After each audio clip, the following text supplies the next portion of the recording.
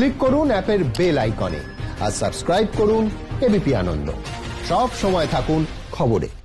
গণেশচন্দ্র অ্যাভিনিউয়ের বহুতলে আগুন নেভার পর সকালে আবার ধোঁয়া দেখা গেল। গতকাল রাত 10:15 নাগাদ 21 নম্বর গণেশচন্দ্র অ্যাভিনিউয়ের ওই বহুতলের নিচের তলায় মিটার ঘরে আগুন লাগে। ইলেকট্রিক্যাল ওয়্যারিং এর মাধ্যমে তা দ্রুত ছড়িয়ে পড়ে 8 তলা বহুতলের ওপর পর্যন্ত। ওই বহুতলে 48টি পরিবার থাকে। হুড়োহুড়ি করে বেরোতে গিয়ে 12 বছরের এক বালক ওপর থেকে পড়ে যায়। বিস্তারিত জানিয়েছেন আমাদের প্রতিনিধি পার্থপ্রতিম ঘোষ। বাড়ির ভেতর দাউ দাউ করে জ্বলছে আগুন, বেরোবার রাস্তা সম্পূর্ণ বন্ধ। বাড়িতে ছাদ রয়েছে কিন্তু সেই ছাদে ওঠার জন্য সিঁড়ি নেই। এই যে বাড়িতে অগ্নিকাণ্ডের ঘটনাটি ঘটে, যেটি জানা যাচ্ছে প্রায় 50 জন আটকে পড়েন।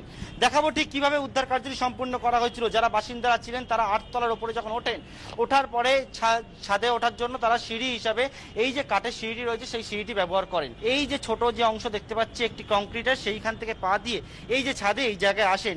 কি করবেন কেউ বুঝে উঠতে পারছেন না। ছোট ছোট শিশু থেকে বৃদ্ধ ও এই বাড়ির অনেকেই কিন্তু সেই জায়গায় সেই সময় উপস্থিত ছিলেন। ওনারা পাশের যে বাড়িতে যাওয়ার চেষ্টা করতে থাকেন, কিন্তু পাশের বাড়ির যে যাওয়ার জায়গা এইখানে একটা বড় অংশ অর্থাৎ গ্যাপ রয়েছে, ফলে এখান থেকে যাওয়া সম্ভব নয়।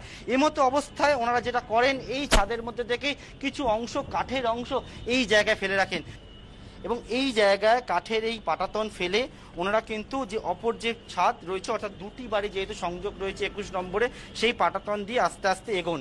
ঠিক এই যে জায়গা রয়েছে, এখানে অনেকেই সেই সময় দাঁড়িয়েছিলেন। হঠাৎ করে দেখতে পান যে এক নাবালক সে এই জায়গা থেকে সোজা নিচে পড়ে যান। তখন কিন্তু আতঙ্কটা আরও বেড়ে ওঠে, আরও বেড়ে যায়। সকলে চিৎকার করছেন এবং সেই সময় পাশের বাড়ির যে বহুতল রয়েছে, সেই বহুতলের এই যে অংশ যেখানে কাঁটা তার দিয়ে ঘেরা রয়েছে যে জায়গা, সেই কাঁটা তারের অংশ ছিঁড়ে খুলে দেওয়ার চেষ্টা করেন পাশের বাড়ির বহুতলের সদস্যরা এবং এইখানে দুটি মই লাগানো হয় এবং সেই যে মই দুটি এখনো লাগানো রয়েছে, এই মই দিয়ে কিন্তু প্রায় 40 জনকে নিচে ধীরে ধীরে নামানো হয়। ক্যামেরা প্রবীর সামন্তের সঙ্গে পার্থপ্রতিম ঘোষ, এবিপি আনন্দ, কলকাতা।